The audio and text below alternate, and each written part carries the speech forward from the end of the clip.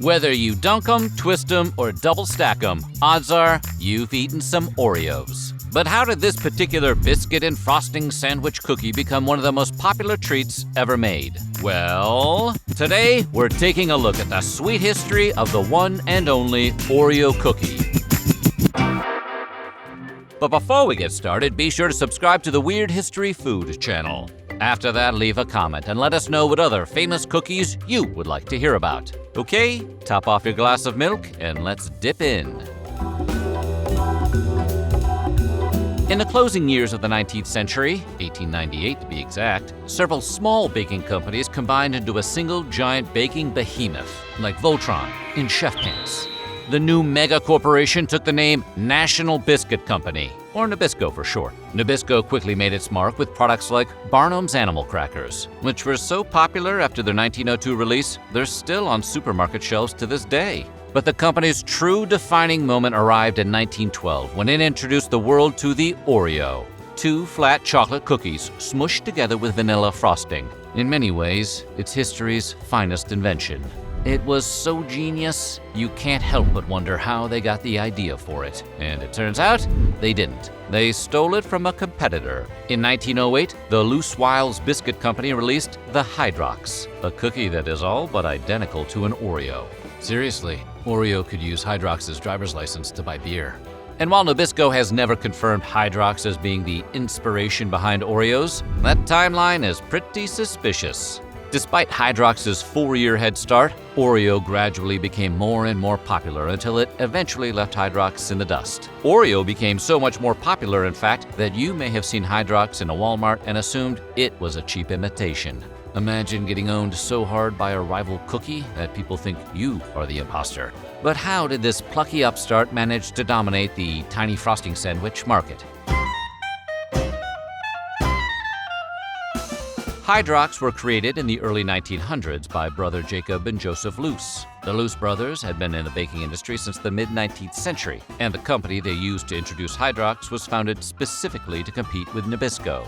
And compete they did. Hydrox, which featured chocolate shortbread cookies decorated with scalloped edges and intricate scroll work, glued together with vanilla cream filling, became a massive success.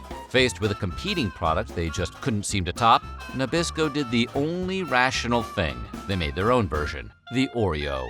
Hey, if you can't beat them, do the same thing they do, but better. But despite their similarity to the already popular Hydrox, Americans just weren't buying it. Literally, Oreos weren't a big success at first. Supermarkets had a hard time convincing customers to try them instead of Hydrox. In fact, 20 full years after their introduction, Oreos still didn't rank in Nabisco's top-selling products. So, what changed? Well, turns out that Hydrox had a pretty major Achilles heel. In addition to being terrible, the name Hydrox, a combination of hydrogen and oxygen, couldn't be trademarked. Over time, Hydrox became attached to all sorts of products, which made the name sound generic to the public. Even worse, chemical companies began using it on substances that you absolutely should not dunk into a glass of milk, unless you're trying to win a bet with your friends to see who can go to the emergency room the fastest. In response, Loose Wiles decided to rename themselves the Sunshine Baking Company, but for some reason left the name Hydrox unchanged.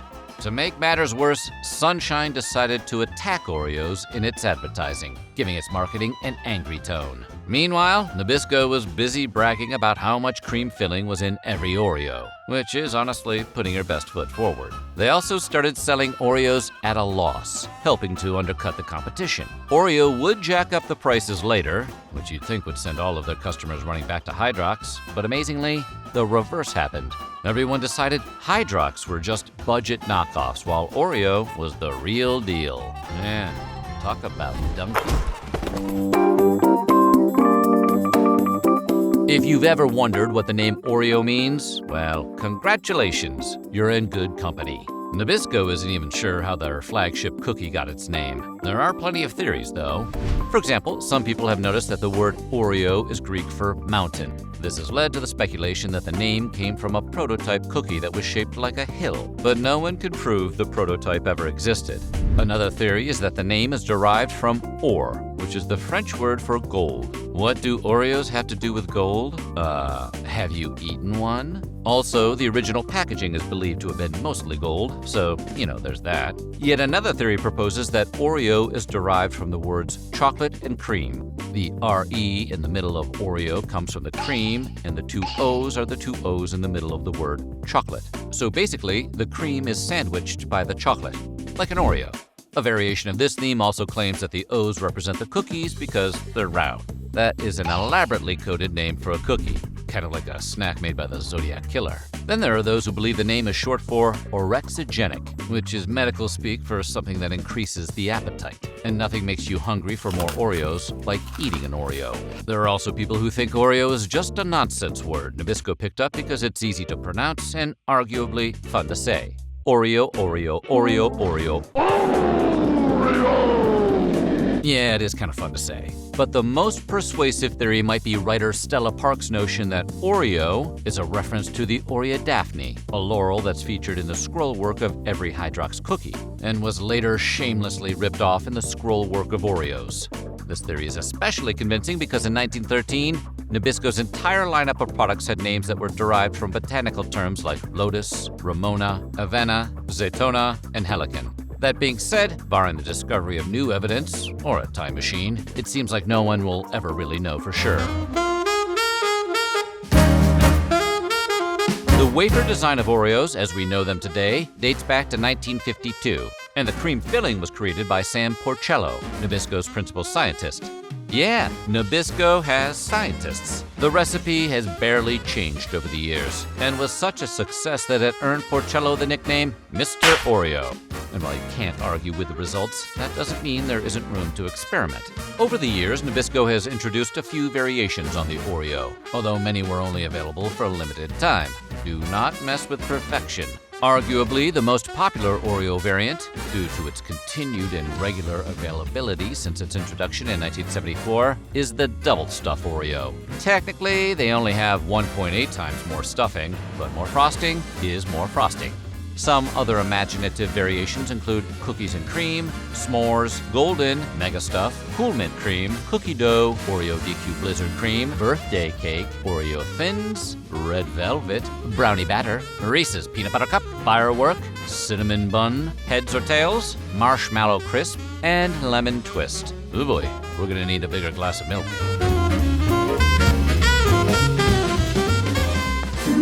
Exactly how to eat an Oreo. When it comes to Oreos, everyone has an opinion about the best way to eat them.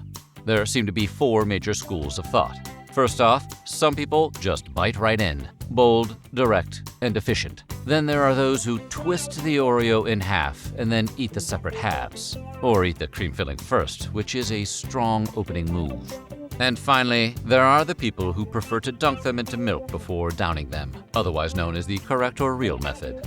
According to Nabisco, half of all consumers pull the cookie apart before eating it, and women are more likely to be twisters than men.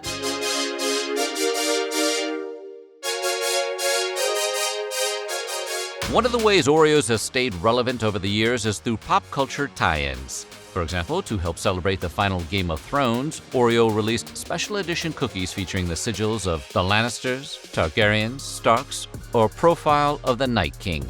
They also hired the company that created the Game of Thrones title sequence to recreate the show's opening credits with the entire world's landscape made from nothing but Oreo cookies. The presence of so many cookies automatically makes it better than some episodes of the show. They also got rapper Wiz Khalifa and his 5-year-old son Sebastian to star in a series of ads pushing the message that people should stay playful. Wiz even recorded a rap on the theme called Playful for Life, which the cookie company released, we kid you not, on a mini record player powered by Oreos. Turns out, Oreos can drop the beat and solve the energy crisis. And in 2021, Oreo partnered up with Lady Gaga to create a line of Lady Gaga Oreos. And to be clear, they were not Lady Gaga flavored Oreos. The cookies were issued to celebrate the release of her album Chromatica. These Oreos were pink with green filling because, baby, they were born this way. This kid asked me, have you ever ate Oreos before? I was like, yeah. Oreo is a high-profile partner with the NBA and WNBA.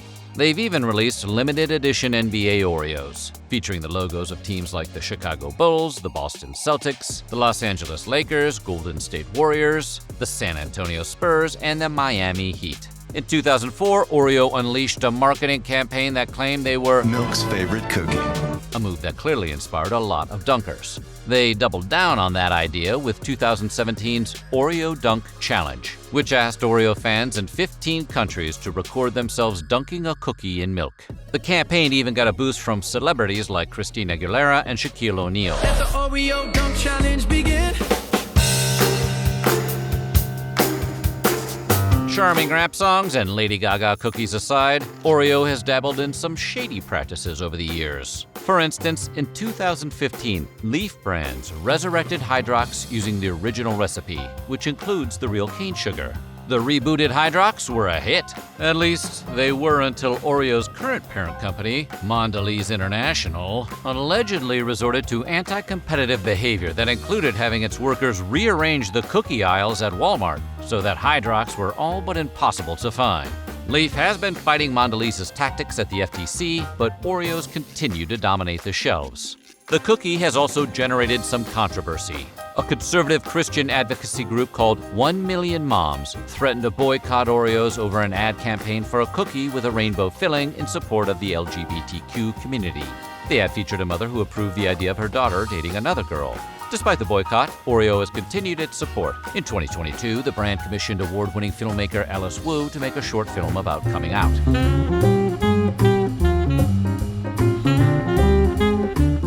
At the time of this release, Oreos have been around for 111 years. According to Nabisco, they make nearly 125,000 tons of Oreo cream a year, and they've sold over 500 billion Oreos since 1912. That's enough Oreos to circle the whole planet 5 times over every year since the Titanic sank. And while that is a lot of Oreos, it's not too many Oreos because there is no such thing. Oreos are available in over 100 countries, with the biggest markets being in the United States, China, the UK, Indonesia, Canada, and Mexico. They even have a street named after them in New York City, Oreo Way. Hydrox is presumably buried somewhere under that road. So what do you think? What's your favorite variety of Oreo? Let us know in the comments below, and while you're at it, check out some of these other weird history food videos.